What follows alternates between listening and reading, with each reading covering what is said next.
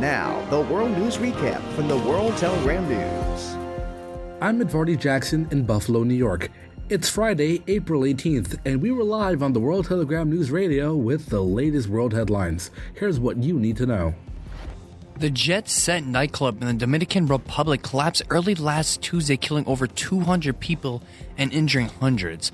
Of the dead is an artist who headlined the venue, Ruby Perez. Others among the dead include Nelcy Cruz, governor of Monte Cristo, and Tony Blanco, who played for the Washington Nationals in MLB. Some people reported seeing sand-like particles coming from the ceiling. They also noted seeing falling debris come down shortly before the collapse. Eyewitnesses say they saw no warning signs, and many thought it was an earthquake, reporting that Perez continued singing while he was trapped under the rubble before dying from his injuries.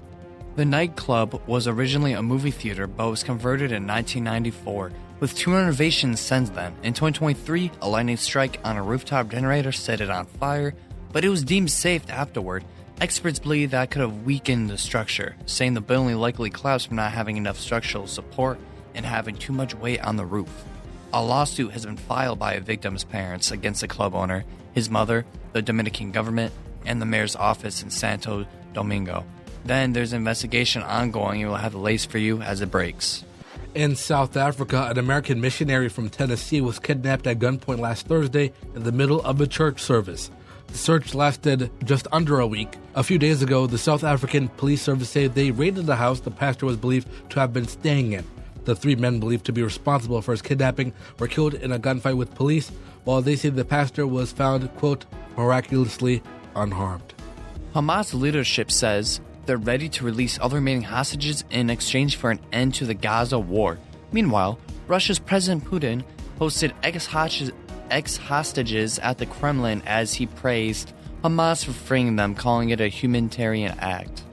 The International Monetary Fund is set to lower its growth forecast because of continued trade tensions, mainly from the U.S. tariff on China. While a global recession is not expected, the IMF warns that this could lead to increased inflation in some countries, along with stress from around the financial markets. The upcoming World Economic Outlook will detail these revisions, highlighting concerns over protectionism's impact on productivity and the vulnerability of emerging economies. We'll have the latest in today's finance report. Expo 2025 has opened in Osaka, Japan under the theme Designing Future Society for Our Lives, which is meant to showcase innovations from over 160 countries and promote world unity. On the event's website, they said the event aimed to be a place where people worldwide can view exhibits and co-create our future society. They added that Expo 2025 wanted to host the world's knowledge like cutting-edge technology and bring them together to create new ideas and share them all to resolve global issues.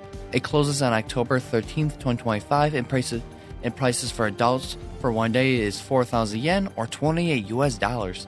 For more information, visit expo2025.or.jp.